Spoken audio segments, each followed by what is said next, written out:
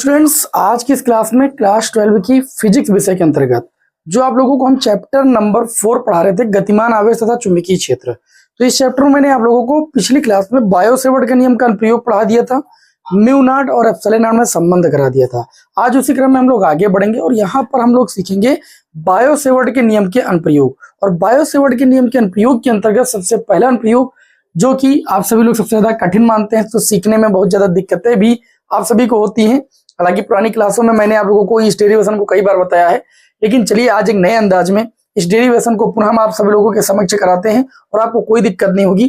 Tension बिल्कुल मत लीजिए, बोर्ड एग्जाम तक आप सभी लोगों की हम पूरी हेल्प करेंगे, इसलिए चैनल को जरूर सब्सक्राइब कर लीजिएगा, जिससे जो भी क्लासें आपको हम प्रोवाइड करें उनका नोटिफिकेशन आपको मिलता रहे। तो आज की क्लास का हमारा सबसे पहला जो प्रश्न बायो सेवर्ट के नियम के अनुप्रयोग के अंतर्गत, ये क्वेश्चन आपके बोर्ड एग्जाम में आप सभी को पता है कि 5 नंबर में आता है। ठीक है, क्वेश्चन का नाम है वृत्ताकार धारावाही कुंडली के अक्ष के अनुदिश चुंबकीय क्षेत्र।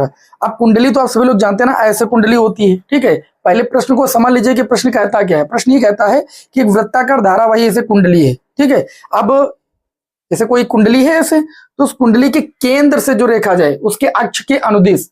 ठीक है, तो जैसे मैं एक बात करूं यहां पर, ध्यान से समझिएगा, ये मैंने एक वृत्ताकार कुंडली बना ली, समझ में बात इतनी? अच्छा ठीक, और इसमें आई धारा हम प्रवाहित कर रहे हैं ऐसे। इसको आप इस पर ना समझ करके इसको ऐसे आप टेढ़ा करके समझिए, है ना, इसको आप ऐसे समझिए, ऐसे धारा बह रही है और इसके केंद्र से, ध्यान समझिएगा, ये केंद्र हो गया, केंद्र में ओ पॉइंट हो गया, केंद्र से अक्ष के अनुदिश इस दूरी को आप कुछ मान लीजिए। जैसे मान लीजिए इस दूरी को हम मान लेते हैं एक्स, दूरी पर एक हमारा बिंदु है पी, और इस बिंदु पी पर हमको क्या करना है, इस संपूर्ण धारावाही कुंडली के कारण उत्पन्न चुंबकीय क्षेत्र की तीव्रता का व्यंजक प्राप्त करना है। देखिए मैं कितना आसान भाषा में आपको यहाँ पर बताने वाला हूँ। कॉपी पेन आप सभी लोग साथ लेकर बैठ जाइए, क्योंकि आप सभी लोगों को पता है एक डेरिवेशन में लैंग्वेज भी लिखानी होती है, और अगर पूरी लैंग्वेज को यहाँ पर हम लिखेंगे तो पूरा डेरिवेशन इस व्हाइट बोर्ड पर नहीं हो पाएगा, है ना। तो लैंग्वेज आपको बोल दूंगे, बहुत ज्यादा लैंग्वेज नहीं लिखनी होती। जो देखिए माना ढाना कहने का मतलब जो मानते हैं उसी को लैंग्वेज में लिखना होता है, बाकी कैलकुलेशन तो यहाँ पर आप सभी लोगों के समक्ष हम कर ही देते हैं। तो आप लिखेंगे, और अच्छा एक बात ध्यान समझिएगा, ये वृत्ताकार धारावाही कुंडली है तो इसकी कुछ ना कुछ त्रिज्या भी होगी। इसकी त्रिज्या को हम सभी लोग मान लेते हैं स्मॉल ए। कितनी मान लेते हैं? स्मॉल ए। और इस पर हम लोग 2 अल्पांश अवयव यहाँ पर जो है मान लेंगे, एक ए बी मान लेंगे, एक यहाँ पर और मान लीजिए, ये मान लीजिए ए डैश और बी डैश। इसकी अल्प लंबाई हम लोग मान लेते हैं डीएल है। कितनी है? डीएल है। ठीक है, अल्प अवयव जो है 2 मान लिए, एक ए बी मान लिया और एक ए डैश बी डैश मान लिया। इनकी लंबाई जो है वो डीएल है, अल्प लंबाई है। ठीक है, सबसे पहले हम लोग क्या करते हैं भाई, बायो सेवर्ट के नियम का अनुप्रयोग के माध्यम से हमें इस वृत्ताकार धारावाही कुंडली के कारण इसके केंद्र से अक्षीय स्थिति में एक दूरी पर एक बिंदु पी है जहां पर हमें चुंबकीय क्षेत्र की तीव्रता ज्ञात करनी है। तो बायो सेवर्ट का नियम जो होता है वो अल्पांश धारावाही चालकों के लिए मान्य होता है। इसीलिए हम यहाँ पर सबसे पहले इस वृत्ताकार धारावाही कुंडली में एक अल्पांश भाग डीएल माने, डीएल के कारण बिंदु पी पर चुंबकीय क्षेत्र निकाल लेंगे। फिर संपूर्ण कुंडली के कारण चुंबकीय क्षेत्र निकालने के लिए इसका क्या कर देंगे हम भाई, समाकलन कर देंगे। तो आपको हिंदी लैंग्वेज में सबसे पहले क्या लिखना मैं आपको बता दे रहा हूं, ध्यान से सुनिएगा। आप क्या लिखेंगे, माना है कि हमारे पास वृत्ताकार धारावाही कुंडली है, ठीक है, जिसकी जो त्रिज्या है वो स्मॉल ए है। कुंडली के केंद्र ओ से स्मॉल एक्स दूरी पर एक बिंदु पी है जहां पर हमको इस वृत्ताकार धारावाही कुंडली के कारण उत्पन्न चुंबकीय क्षेत्र की तीव्रता ज्ञात करनी है। क्या लैंग्वेज में लिखेंगे, एक बार और सुन लीजिए, इतनी लैंग्वेज आपको लिखनी होगी, एकदम डिसाइड है कि माना हमारे पास एक वृत्ताकार धारावाही कुंडली जो प्रश्न में लिखा है जिसकी त्रिज्या स्मॉल ए है, कुंडली के केंद्र ओ से, है ना, जिसकी त्रिज्या क्या है, स्मॉल ए है। ठीक है, कुंडली के केंद्र ओ से अक्षीय स्थिति में एक्स दूरी पर एक बिंदु पी है जहां पर हमको वृत्ताकार धारावाही कुंडली के कारण उत्पन्न चुंबकीय क्षेत्र की तीव्रता ज्ञात करनी है। अब हम लोग क्या करते हैं, इसके लिए मान लेते हैं कि हमारे पास एक अवयव ए बी है, अल्पांश अवयव। ठीक है, और इस अल्पांश अवयव से जो बिंदु पी तक की दूरी है इसको मान लेते हैं हम सभी लोग, ये दूरी जो है वो आपकी स्मॉल आर है। कितनी है? Small are.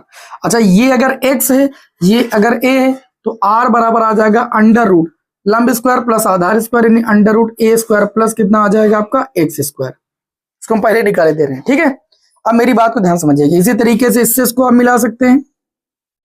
तो यहां पर भी जो आर की वैल्यू आएगी वो अंडर रूट ए स्क्वायर प्लस कितनी आ जाएगी, एक्स स्क्वायर। ठीक, उसको बाद में ना बताना पड़े। अब ध्यान से आप सभी लोग समझिएगा, आप सभी लोगों को पता होना चाहिए कि जब किसी जैसे मैंने आपको पता होना चाहिए कि किसी धारावाही चलक तार में अगर धारा बह रही, ऑस्टेट साहब ने क्या बताया था, ऑस्टेट ने बताया था कि जब किसी धारावाही चलक तार में धारा प्रवाहित की जाती है तो उसके चारों ओर चुंबकीय क्षेत्र उत्पन्न होता है। जैसे ये आपका एक धारावाही चलक तार है, इसमें धारा ऐसे बह रही, अब इस धारावाही चलक तार से कुछ दूरी पर एक हमारे पास बिंदु P है, इस बिंदु P पर इस धारावाही चलक तार के कारण जो उत्पन्न चुंबकीय क्षेत्र, अगर उसकी हमको दिशा ज्ञात करनी है तो हम सभी लोग लगाते हैं दाएं हाथ की हथेली का नियम नंबर 1, या मैक्सवेल का स्क्रू गेज का पेज का नियम जो आपका है, मैक्सवेल वाला दक्षावर्ती पेज का नियम, वो भी लगा सकते हैं। लेकिन ये नियम देखिए, दाएं हाथ की हथेली के नियम नंबर 1 द्वारा हम सभी लोग क्या करते हैं भाई, किसी धारावाही चलक तार के कारण उत्पन्न चुंबकीय क्षेत्र की तीव्रता की जो दिशा है वो ज्ञात कर सकते हैं। तो ये एक धारावाही चलक तार, इसमें ऐसे धारा बह रही, अब हमको जिस डायरेक्शन में चुंबकीय क्षेत्र निकालना है उस डायरेक्शन में अंगुलियां करते हैं, अंगूठा धारा की दिशा में करते हैं। अब हथेली की जो लंबवत दिशा होती है वही चुंबकीय क्षेत्र की दिशा होती है, ये दाएं हाथ की हथेली का नियम नंबर 1 कहता है। तो जब जैसे देखिए हमने अंगुलियां चुंबकीय क्षेत्र की दिशा में कर दिया, अंगूठा धारा की दिशा में कर दिया, तो हथेली के लंबवत अंदर और अंदर की ओर चुंबकीय क्षेत्र को हम लोग क्रॉस चिन्ह से लिखते हैं।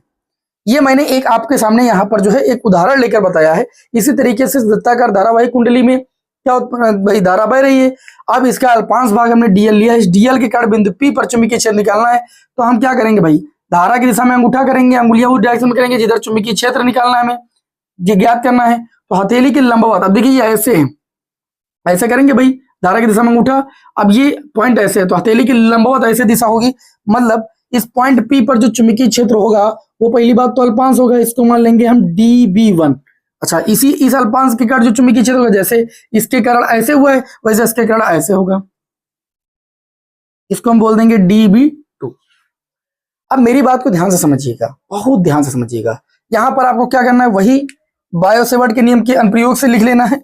ध्यान से समझिएगा, उतनी लैंग्वेज अगर आपने लिख लिया होगा कि माना एक वृत्ताकार धारावाही कुंडली जिसकी त्रिज्या स्मॉल a है, वृत्ताकार धारावाही कुंडली के केंद्र से अक्षीय स्थिति में अक्ष के अनुदिश x दूरी पर एक बिंदु P है जहां पर हमको चुंबकीय क्षेत्र की तीव्रता ज्ञात करनी। इतना लिख लिया होगा, चित्र को समझ लिया है, तो अब आगे क्या लिखना ध्यान से सुनिए, आगे मैं आपके सामने लिखे दे रहा हूं। आपको लिखना है कि बायो-सेवर्ट के नियम से, क्योंकि बायो-सेवर्ट के नियम का ही अनुप्रयोग है, तो बायो-सेवर्ट के नियम से, ठीक है, बायो-सेवर्ट के नियम से अल्पांश अवयव है ना, डीएल के कारण है ना, बिंदु P पर, कहां पर भाई, बिंदु P पर उत्पन्न चुंबकीय क्षेत्र, इस अल्पांश अवयव डीएल के कारण हम बिंदु P पर उत्पन्न चुंबकीय क्षेत्र को लिख चुके हैं, किससे, dB1 से। ठीक है, इसको dB1 से लिखे तो ये हो जाएगा dB1। अब आप सभी लोग जानते हैं, क्या जानते हैं आप सभी लोग, ये चीज जानते हैं कि बायो-सेवर्ट के नियम में बताया गया है कि dB बराबर होता है μ0/4 और होता है I, फिर अल्पांश लंबाई dl और होता है sin थीटा, और बटे में इस अल्पांश से उस बिंदु के बीच की दूरी जो कि आपकी है r या √a² + x²। अभी के लिए हम r लिख देते हैं, यहां पर होता है r का स्क्वायर। बताइए इतनी बात समझ में आई कि नहीं समझ में, इतनी बात समझ में आ गई होगी। अब जो यहाँ पर थीटा होता है, बायो-सेवर्ट के नियम में मैंने बताया था कि डीएल और आर के बीच बना कोण होता है, ये डीएल है और ये आपकी दूरी आर है। डीएल और आर, यहाँ पर स्पर्शी रेखा, पहली बात तो इसकी समझ लीजिए, और स्पर्शी रेखा पर एंगल कितना बनता है, 90 डिग्री बनता है। ठीक है, तो यहाँ पर हम ये चीज कह सकते हैं, चूंकि यहाँ पर थीटा कितना होगा, 90 डिग्री, इसलिए जो dB1 की वैल्यू हो जाएगी वो आपकी हो जाएगी μ0/4 IDL sin 90 और बटे में कितना हो जाएगा, r²। ठीक, तो इस तरीके से dB1 की वैल्यू आ जाएगी μ0/4 IDL sin 90 की वैल्यू बटे में r²। आपने एक अल्पांश अवयव के कारण बिंदु P पर जब चुंबकीय क्षेत्र निकाला dB1, तो वो आपका आया μ0/4 IDL r²। ठीक है, अब इसी तरीके से हम सभी लोग जब दूसरा अल्पांश भाग लिया है उसके कारण बिंदु P पर चुंबकीय क्षेत्र निकालेंगे तो वो भी dB2 भी बराबर इतना ही आएगा। क्यों, क्योंकि वही दूरी है, सेम उसी पॉइंट पर निकालना है। तो यहाँ पर लिखेंगे इसी प्रकार अगर हम सभी लोग dB2 की वैल्यू निकालेंगे तो वो भी आ जाएगी μ0/4 IDL में कितना हो जाएगा, r²। अब आप लिखेंगे क्योंकि दोनों अल्पांशों के कारण बिंदु P पर जो चुंबकीय क्षेत्र की तीव्रता है वो परिमाण में बराबर है, तो लिखेंगे चूंकि जो dB1 का परिमाण है, परिमाण को हम लोग सभी लोग पता है आप लोगों को, माड लगा कर लिखते हैं ना, बराबर dB2। मतलब दोनों अल्पांशों के कारण जो चुंबकीय क्षेत्र का परिमाण है, इसका मतलब क्या है, dB1 का परिमाण बराबर dB2 का परिमाण। इसका मतलब कि बिंदु P पर दोनों अल्पांशों के कारण जो चुंबकीय क्षेत्र की तीव्रताओं का परिमाण है वो समान है, ठीक है। लेकिन अगर चित्र में एक चीज देखें तो दोनों तीव्रताओं की जो डायरेक्शन है, ठीक है, वह विपरीत तो नहीं, एक दूसरे से थीटा डिग्री कोण पर है। और जब दो सदिश राशियां एक दूसरे से थीटा डिग्री कोण पर होती हैं तो उनका परिणामी निकालने के लिए हम सभी लोग इन्हें क्षैतिज और ऊर्ध्वाधर घटकों में वियोजित करते हैं। तो यहां पर आप लिखेंगे, क्या लिखेंगे भाई, लिखेंगे दोनों अल्पांशों के कारण बिंदु P पर जो उत्पन्न चुंबकीय क्षेत्र की तीव्रता है उनका परिमाण आपस में समान है, परंतु दिशाएं एक मतलब जो दिशाएं हैं उनकी अलग अलग है, ठीक है। चूंकि परिमाण बराबर है परंतु दिशाएं अलग अलग हैं, अतः जो ये चुंबकीय क्षेत्र है, अतः इन्हें क्षैतिज और ऊर्ध्वाधर घटकों में वियोजित करने पर, क्षैतिज व ऊर्ध्वाधर घटकों में वियोजित करने पर। अच्छा, क्षैतिज ऊर्ध्वाधर घटकों में वियोजित करने का क्या मतलब, क्षैतिज और ऊर्ध्वाधर घटकों में वियोजित करने से यह पता चलेगा कौन से घटक जुड़ रहे हैं और कौन से घटक घट रहे हैं या निरस्त हो रहे हैं, तो इससे परिणाम ही पता चलेगा। तो हम सभी लोग क्या करते हैं इसको भाई, देखिए इस बिंदु P पर तीव्रता को क्षैतिज और ऊर्ध्वाधर घटकों में ऐसे वियोजित कर रहे हैं, ठीक है। बहुत ध्यान से मेरी बात को समझिएगा, बहुत ध्यान से, क्योंकि डेरिवेशन को अगर आप ध्यान से नहीं समझेंगे तो आपको समझ में नहीं आएगा। आप क्षैतिज और ऊर्ध्वाधर घटकों में जब वियोजित करेंगे तो देखिए जिसके साथ एंगल लगा होता है सभी को पता है उसके साथ कॉस लगता है, और जिसके साथ एंगल नहीं लगता उसके साथ साइन लगता है, ये बताने की जरूरत ना पड़े। तो यहाँ पर ध्यान समझिएगा, अगर इस एंगल को हम थोड़ी देर के लिए थीटा मान लें, देखो ये वाली लाइन जो है वो इस वाली लाइन पर परपेंडिकुलर है। अगर ये एंगल थीटा है और ये पूरा एंगल 90 है तो ये एंगल पक्का 90 माइनस थीटा होगा, और अगर ये 90 माइनस थीटा होगा तो ये लाइन जो है इस लाइन पर लंबवत होती है, तो ये कोण कितना हो जाएगा, थीटा हो जाएगा। बात समझ में? अब अगर इस घटक के साथ यहां पर थीटा लगा है तो इस घटक की जो वैल्यू हो जाएगी वो आपकी हो जाएगी dB1 cos थीटा, और ये वाला जो घटक हो जाएगा इसके साथ एंगल नहीं लगा तो ये आपका हो जाएगा dB1 sin थीटा। सेम इसी तरीके से नीचे आएंगे तो ये वाला एंगल थीटा आपका हो जाएगा, ये वाला एंगल थीटा हो जाएगा, और ये वाला एंगल 90 माइनस थीटा हो जाएगा। तो 90 माइनस थीटा से नहीं मतलब, क्योंकि ये पूरा एंगल 90 है, ये थीटा तो 100% 90 माइनस थीटा होगा, तभी दोनों का योग 90 होगा। अच्छा, ये वाला घटक अब इसके साथ एंगल लगा तो ये आपका हो जाएगा dB, यहाँ पर dB2 है, और ये आपका हो जाएगा cos थीटा। ये समांतर घटक, इसका समांतर घटक ये होगा तो ये आपका हो जाएगा dB2 sin थीटा। अब अगर देखा जाए तो जो ये घटक dB1 और dB1 cos थीटा और dB2 cos थीटा, ये दोनों घटक आप देखिए इस घटक की दिशा से, इस घटक की दिशा से, और dB1 dB2 अभी आपने कहा कि बराबर है, तो अगर dB1 dB2 बराबर है और इसके दोनों के साथ cos ही लगा है तो इसका मतलब dB1 cos थीटा और dB2 cos थीटा दोनों आपस में बराबर है, लेकिन इनकी दिशाएं एक दूसरे के बिल्कुल विपरीत हैं। क्रिया रेखा एक ही है और दिशाएं विपरीत हैं, अतः इनका जो परिणामी होगा वो शून्य होगा, या हम कह सकते हैं कि एक दूसरे को निरस्त कर देंगे। और ये घटक एक ही डायरेक्शन में होने की वजह से, एक ही दिशा में होने की वजह से जुड़ जाएंगे, मतलब जो हमको चुंबकीय क्षेत्र मिलेगा वो इन दोनों के योग से मिलेगा, ठीक। तो अब आप क्या लिखेंगे वियोजित करने पर, यहां पर लैंग्वेज थोड़ी लिख देते हैं, dB1 cos थीटा तथा dB2 cos थीटा परिमाण में बराबर, ऐसे लिखेंगे परिमाण में बराबर व दिशा में विपरीत होने के कारण, दिशा में विपरीत होने के कारण एक दूसरे को निरस्त कर देंगे। क्या कर देंगे भाई, एक दूसरे को निरस्त कर देंगे या कर देते हैं, तथा dB1 sin थीटा और dB2 sin थीटा जुड़ जाते हैं, ठीक है। अतः P पर दोनों अल्पांशों के कारण, मतलब इस वाले अल्पांश और इस अल्पांश के कारण, दोनों अल्पांशों के कारण तीव्रता जो आएगी, तीव्रता जो आएगी वो dB1 sine theta plus dB2 sine theta के योग से आएगी, क्योंकि ये दोनों घटक क्या है, एक ही डायरेक्शन में। तो सबसे पहले आप इतना नोट कीजिए, जब दो घटकों के देखिए, अब dB1 और dB2 की अगर बात करें तो dB1 dB2 के बराबर है, तो दोनों को अगर बराबर करेंगे तो या हम इसको ऐसे भी ले सकते हैं, b बराबर dB1 साइन थीटा इंटू में 2 टाइम्स, क्योंकि dB1 और dB2 आपस में बराबर है, परिमाण अभी आपने कहा बराबर है, तो dB2 के स्थान पर dB1 लिखा जा सकता है। तो दोनों के कारण, दोनों घटकों के कारण या दोनों अल्पांशों के कारण b पर जो तीव्रता आएगी वो dB1 साइन थीटा और इंटू में 2 आएगा, 2 टाइम्स। तो मेरी बात समझिएगा, अगर हमको पूरी कुंडली की कण निकालना, वृत्ताकार कुंडली की कण, तो हमको एक अल्पांश की कण चुंबकीय क्षेत्र चाहिए, और जो एक अल्पांश की कण चुंबकीय क्षेत्र आएगा उसी का हम लोग समाकलन करेंगे तो पूरी वृत्ताकार कुंडली के कण चुंबकीय क्षेत्र आ जाएगा। अब दो अल्पांशों के कारण 2 dB1 साइन थीटा है, तो एक अल्पांश के कारण dB1 साइन थीटा हो जाएगा। चलिए, क्या मैं इधर थोड़ा सा रफ करूं, स्क्रीनशॉट लेना तो आप ले सकते हैं, इधर थोड़ा रफ करना पड़ेगा क्योंकि जगह बहुत कम है, ठीक है। चलिए भाई, इसको हमने इतना रफ कर दिया जिससे ये आ जाए पूरा, क्योंकि बड़ा है ना थोड़ा डेरिवेशन, स्थितियां भी मुझे बतानी पड़ेंगी। अब ध्यान से आप सभी लोग समझिएगा, डेरिवेशन बहुत आसान है, अगर आप ध्यान से सुन रहे होंगे तो आप कर लेंगे। देखिए भाई, आप लिखेंगे तब अल्पांश अवयव, तब ऐसे लिख लीजिएगा, एक अल्पांश अवयव, एक अल्पांश अवयव dl के कारण, ठीक है, तीव्रता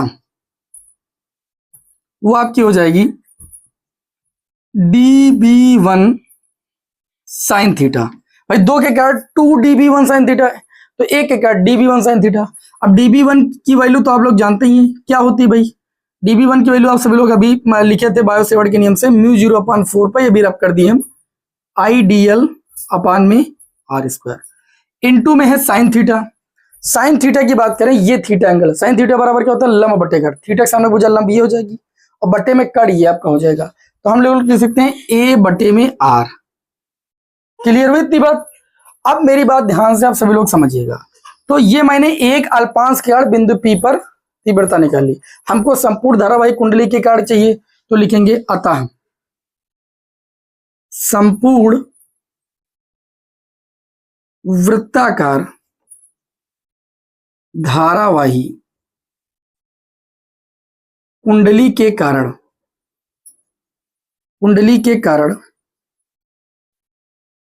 P पर, कहां पर निकालेंगे, P पर तीव्रता। तो जो संपूर्ण वृत्ताकार कुंडली के कारण जो तीव्रता आएगी वो इस ये अल्पांश के कारण जो है इसका हो जाएगा समाकलन। तो अल्पांश के कारण कितना है, तो आप कहेंगे μ0/4 आया है, I आया है, इनटू में कितना आया है, तो आप कहेंगे A आया है, इनटू में कितना है DL है, और बटे में कितना r², r का गुणा हो जाएगा r³। बताइए भाई, इतनी बात समझ में आ गई? तो देखिए ये आपका हो जाएगा B बराबर, जो चीज बाहर करना है वो कर लीजिए भाई। बाहर कैसे आप करते हैं भाई, DL है तो मतलब L के सापेक्ष होगा, और L के जैसी वाली राशि अंदर होगी बाकी बाहर, तो L के जैसी कोई राशि है नहीं, सबको बाहर कर लीजिए। IA अपान में कितना हो जाएगा r³, और समाकलन किसका हो जाएगा, DL का। अच्छा DL क्या थी, अल्प लंबाई थी किसकी, इस वृत्ताकार धारावाही कुंडली की। हमको संपूर्ण कुंडली के कारण निकालना है, तो संपूर्ण जो लंबाई होती है वो वृत्ताकार कुंडली की कितनी हो जाएगी, अगर त्रिज्या a है तो 2π है, परिध के बराबर हो जाएगी। तो ये आपका हो जाएगा μ0/4 I इंटू में a बटे में r³। और DL की अगर बात करें, DL अल्प लंबाई है, अल्प लंबाई का समाकलन करेंगे तो पूरी कुंडली की लंबाई आपकी हो जाएगी 2πr, लेकिन त्रिज्या यहाँ a है तो 2π इंटू में a। कोई समस्या? बराबर आपका हो जाएगा, देखिए 2π से 4π को काटेंगे 2 हो जाएगा, और ये आपका हो जाएगा μ0 I का मल्टीप्लाई a² बटे में r की वैल्यू भी आपने बताया √a² प्लस r²। तो जब अंडर रूट का मतलब क्या होता है, अंडर रूट का मतलब होता है a² प्लस कितना है x², अंडर रूट का मतलब पावर 1/2, और इसकी होल पावर कितनी है 3, तो ये 3/2 हो जाएगा। ठीक, अर्थात हम ये चीज कह सकते हैं, व्यंजक आएगा μ0 I a² बटे में, ये आपका देखिए यहाँ पर 2 बचा है, 2 भी लिख दीजिए, 2a² प्लस x² की होल पावर 3/2, ये आपका आएगा व्यंजक। ठीक, अच्छा इसी में अगर ये बोला जाए कि वृत्ताकार धारावाहिक कुंडली में फेरों की संख्या कैपिटल N है, तो हम लोग क्या करेंगे, n से गुणा कर देंगे, उतने गुना हो जाएगा। एक फेरे के कार्ड इतना, तो n फेरों के कार्ड जितने भी फेर होंगे उससे मल्टीप्लाई कर देंगे। ठीक, अब थोड़ा सा हमें रफ करना और पड़ेगा, इसको रफ करना पड़ेगा, थोड़ा स्थितियां भी आपको बतानी है। ठीक है, इधर रफ कर देते हैं। चित्र अगर रहेगा तो ज्यादा समझ में आएगा, चित्र को रफ इसीलिए नहीं कर रहे हैं, ध्यान से आप सभी लोग समझिएगा, है ना। चलिए, व्यंजक आपको समझ में आ गया। 3/2, जगह थोड़ा कम है, क्या किया जाए। देखिए भाई, ये संपूर्ण वृत्ताकार धारावाही कुंडली के कारण उत्पन्न चुंबकीय क्षेत्र आ गया बिंदु P पर। यदि आगे लिखेंगे, यदि फेरों की संख्या n हो, कैपिटल N हो, तो जो चुंबकीय क्षेत्र हो जाएगा वह n गुना हो जाएगा। म्यू जीरो n से मल्टीप्लाई कर दीजिए, आई ए स्क्वायर बटे में कितना हो जाएगा, 2a square plus x square की होल पावर 3/2। अब देखिए स्थितियां बनती हैं, स्थितियों में एक विशेष स्थिति आपको हम करा देते हैं। पहली स्थिति, दो स्थितियां बनेंगी। पहली स्थिति ये बनेगी कि जब ये पॉइंट आपका x दूरी पर ना हो केंद्र से, बल्कि केंद्र पर ही हो। अच्छा, ये पॉइंट P अगर केंद्र पर होगा तो x बराबर कितना रखेंगे, 0, तो फिर इस दूरी का कोई मतलब ही नहीं। तो पहला केस हो जाएगा, यदि x बराबर 0 हो, मतलब केंद्र पर हो P पॉइंट, तो x बराबर अगर 0 हो गया तो देखिए x बराबर यहां आप 0 रखेंगे, तो जो चुंबकीय क्षेत्र आएगा, वो आपके सामने यहां पर हम लिख के दिखाते हैं कितना आएगा भाई। x बराबर 0 हो जाएगा तो x की वैल्यू 0 रख दीजिए, तो b बराबर कितना आएगा देखिए भाई, तो b बराबर ये आपका हो जाएगा म्यू 0 n आई ए स्क्वायर बटे में, x की वैल्यू 0 कर देंगे आप, 2a स्क्वायर की होल पावर 3/2, 2 से 2 कैंसिल। ठीक, अब ये b बराबर बचेगा म्यू 0 n आई, देखिए ये a क्यूब बचा, a क्यूब से a स्क्वायर काटेंगे तो नीचे आपका केवल एक a बचेगा जो कि 2a में हो जाएगा। ठीक है, तो इस तरीके से जो संपूर्ण धारावाही कुंडली के कारण उत्पन्न चुंबकीय क्षेत्र हो जाएगा वो म्यू 0 ni अपान में 2a हो जाएगा। तो जब आपसे प्रश्न में ये कहा जाए कि संपूर्ण धारावाही वृत्ताकार धारावाही कुंडली के केंद्र पर उत्पन्न चुंबकीय क्षेत्र कितना होगा, तो आप कहेंगे म्यू 0 ni अपान में 2a। और जब कहेगा उसकी अक्षीय स्थिति में, अक्ष के अनुदिश किसी पॉइंट पर कितना चुंबकीय क्षेत्र होगा, तो आप कहेंगे mu 0 ni a square upon में 2a square plus x square की होल पावर 3/2। वैसे तो मैंने आप सभी लोगों को इस डेरिवेशन को बहुत ही आसान करने की कोशिश की है, और मैं उम्मीद करता हूं कि अगर आप लोगों ने मेरी बात को ध्यान से सुना होगा तो ये आप डेरिवेशन समझ गए होंगे। बाकी नेक्स्ट क्लास में आप सभी लोगों को अगले प्रश्न के साथ मिलते हैं। जय हिंद, वंदे मातरम।